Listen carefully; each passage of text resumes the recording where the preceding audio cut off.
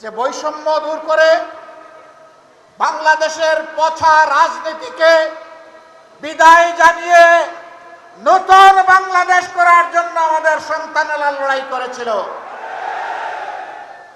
সেই নতুন বাংলাদেশ গড়ার জন্যই সংস্কারের উদ্দেশ্যে গণভোট হয়েছে।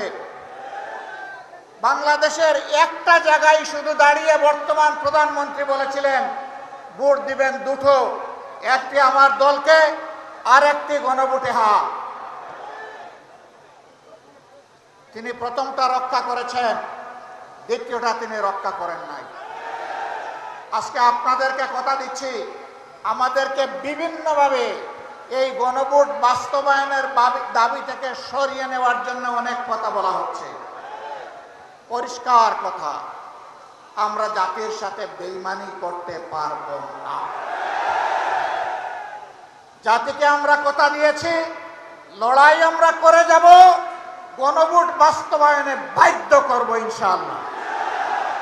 এর থেকে এক চুল পরিমাণও আমরা সরব না।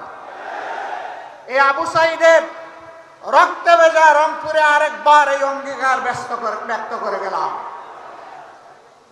আমাদের দ্বিতীয় কথা, তিস্তা অঞ্চলের মানুষের দুঃখ।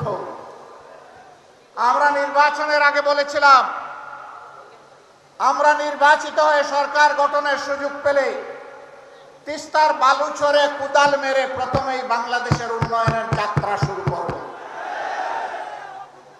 দুঃখের বিষয়, তিস্তা নিয়ে বর্তমান সরকারি দল অনেক ভালো ভালো কথা বলছে, আর নির্বাচনের আগে জাগো বাহে তিস্তা বাছা এই আন্দোলন করেছে, কিন্তু তিস্তা নিয়ে এই বাজেটে 10 টাকারও কোনো অ্যালোকেশন নেই।